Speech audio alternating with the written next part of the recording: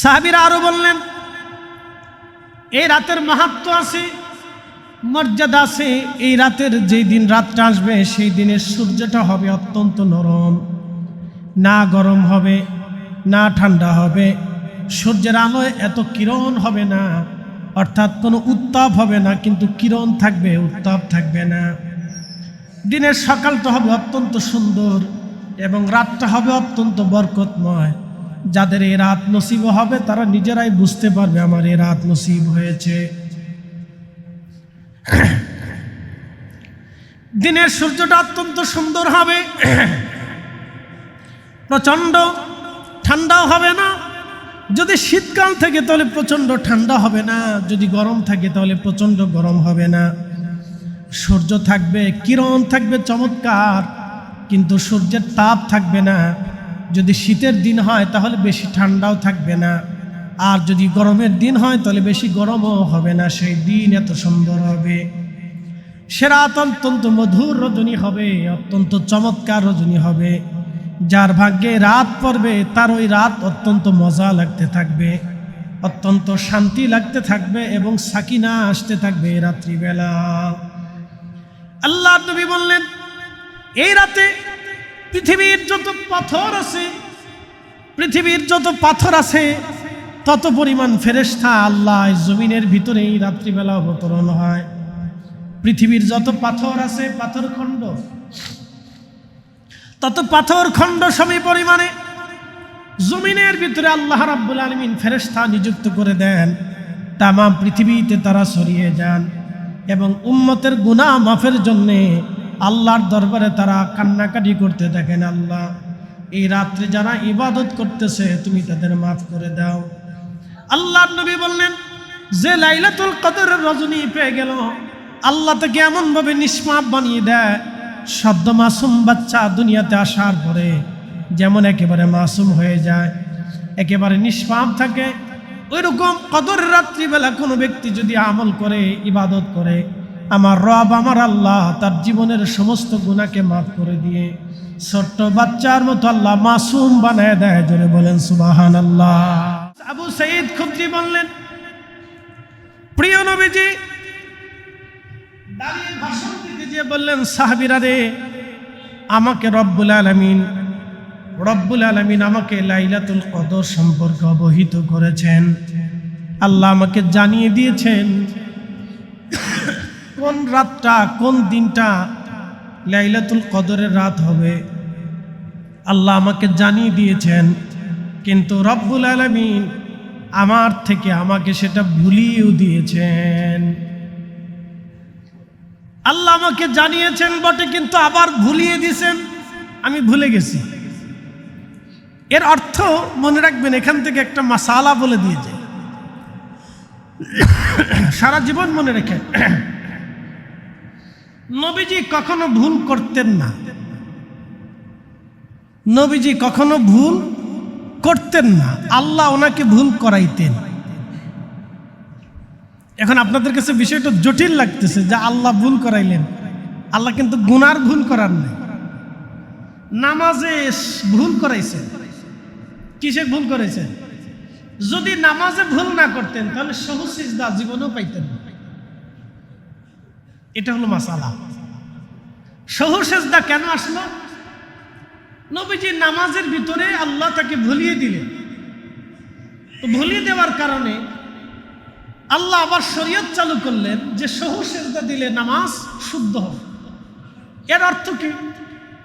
যে নবীজির নামাজে কখনো ভুল হতো না, কিন্তু উম্মতের তো ভুল হবে। তো উম্মতের নামাজে যদি ভুল হয় তাহলে উম্মত শুধরাবে কিভাবে? এজন্যই রসুলকে ভুলিয়ে দিয়ে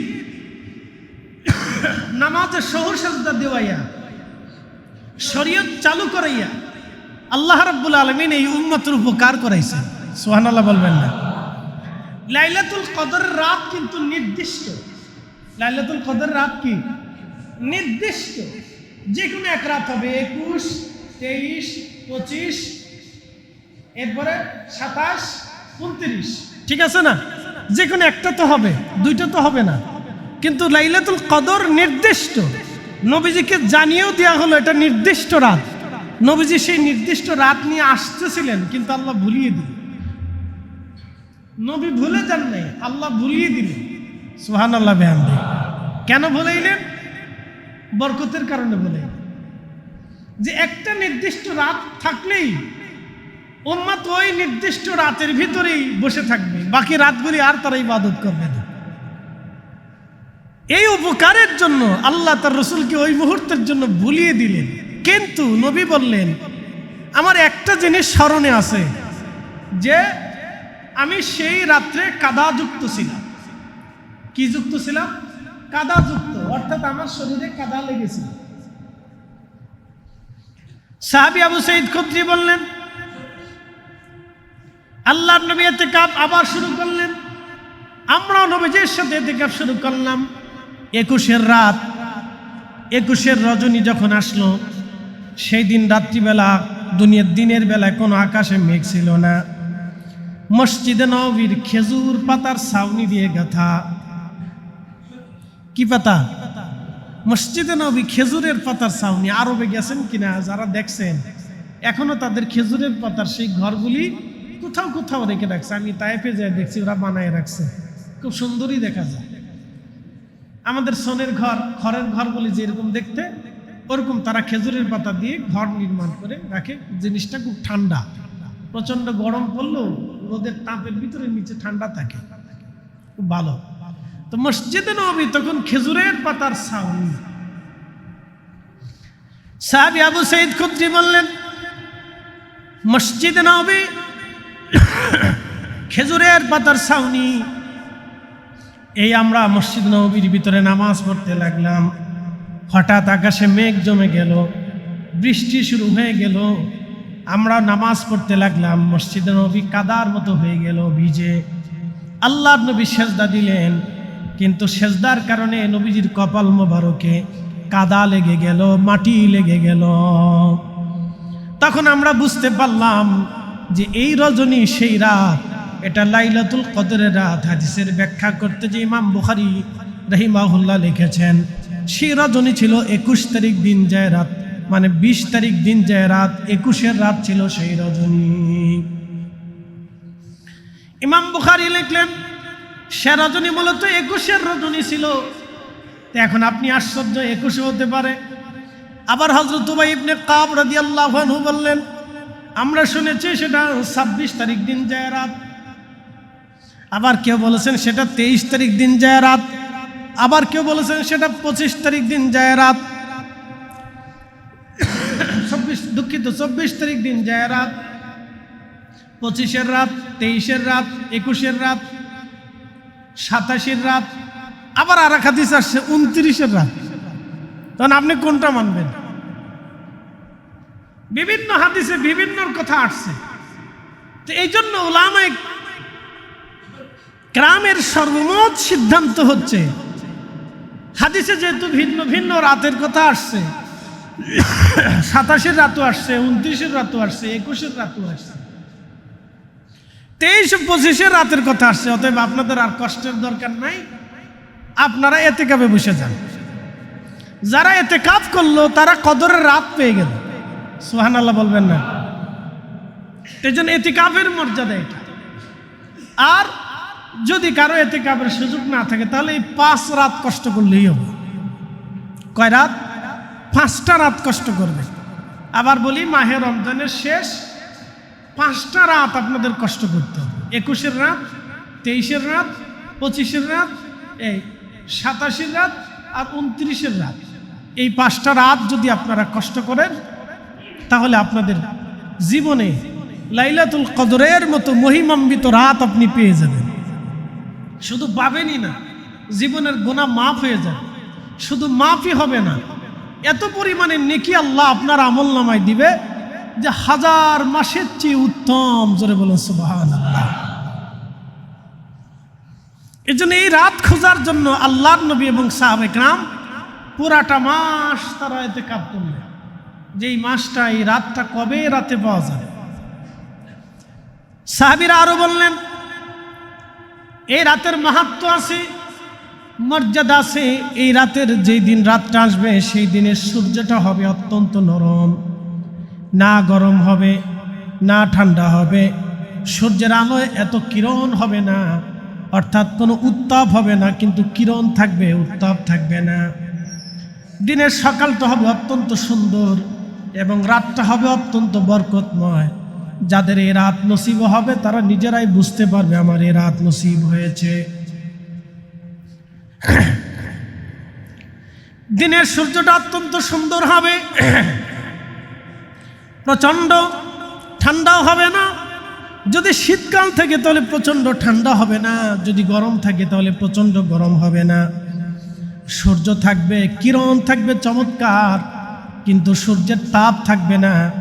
যদি শীতের দিন হয় তাহলে বেশি ঠান্ডাও থাকবে না, আর যদি গরমের দিন হয় তাহলে বেশি গরমও হবে না। সেই দিন এত সুন্দর হবে, সে রাত অত্যন্ত মধুর রজনী হবে, অত্যন্ত চমৎকার রজনী হবে। যার ভাগ্যে রাত পড়বে তার ওই রাত অত্যন্ত মজা লাগতে থাকবে, অত্যন্ত শান্তি লাগতে থাকবে এবং সাকিনা আসতে থাকবে রাত্রিবেলা। আল্লাহ নবী বললেন, এই রাতে পৃথিবীর যত পাথর আছে, পৃথিবীর যত পাথর আছে তত পরিমাণ ফেরেশতা আল্লাহ জমিনের ভিতরে এই রাত্রিবেলা অবতরণ হয়। পৃথিবীর যত পাথর আছে, পাথর খণ্ড, তত পাথর খণ্ড সম পরিমাণে জমিনের ভিতরে আল্লাহ রাব্বুল আলামিন ফেরেশতা নিযুক্ত করে দেন। তাম পৃথিবীতে তারা ছড়িয়ে যান এবং উম্মতের গুনাহ মাফের জন্যে আল্লাহর দরবারে তারা কান্নাকাটি করতে থাকেন, আল্লাহ এই রাত্রে যারা ইবাদত করতেছে তুমি তাদের মাফ করে দাও। আল্লাহর নবী বললেন, যে লাইলাতুল কদরের রজনী পেয়ে গেল আল্লাহ তাকে এমনভাবে নিষ্পাপ বানিয়ে দেয়, সদ্য মাসুম বাচ্চা দুনিয়াতে আসার পরে যেমন একেবারে মাসুম হয়ে যায়, একেবারে নিষ্পাপ থাকে, ওই রকম কদরের রাত্রিবেলা কোনো ব্যক্তি যদি আমল করে, ইবাদত করে, আমার রব আমার আল্লাহ তার জীবনের সমস্ত গুনাহকে মাফ করে দিয়ে ছোট্ট বাচ্চার মতো আল্লাহ মাসুম বানায় দেয়। জোরে বলেন সুবহানাল্লাহ। ছোট্ট বাচ্চার মতো একেবারে তাকে মাসুম আল্লাহ বানায়। এই জন্য ইতিকাফ এক নম্বরে মাহে রমজানের শেষ 10 দিন ইতিকাফ। যদি একান্তই সম্ভব না হয় তাহলে 5টা রাত কষ্ট করবে। যদিও 87 রাতের কথা হাদিসে আসছে, 21ও আসছে, প্রত্যেকটা বেজোর রাতের কথাই হাদিসে আসছে। অতএব আমার হিসাব অনুযায়ী একেবারে নির্ভেজালভাবে নিশ্চিন্তভাবে এই 5টা রাত যদি আপনারা কষ্ট করেন তাহলে আপনাদের জীবন থেকে লাইলাতুল কদর ছুটে যাবে। 5টা রাত যদি আপনি মেহনত করেন, সন্তানের জন্য সময় দিছেন, বাচ্চাদের জন্য সময় দিছেন, বিবির জন্য সময় দিছেন, সংসারের জন্য সময় দিয়ে দিছেন, নিজের জীবনের উন্নয়নের জন্য, নিজের জীবনের শান্তির জন্য অনেক সময় রাত আপনি কষ্টে কাটিয়েছেন, দিন পরিশ্রম করে কাটিয়েছেন। 5টা রাত আপনি আখিরাতের জন্য সময় দিয়ে দেন, আপনার মুক্তির জন্য 5টা রাতকে সময় দিয়ে দেন।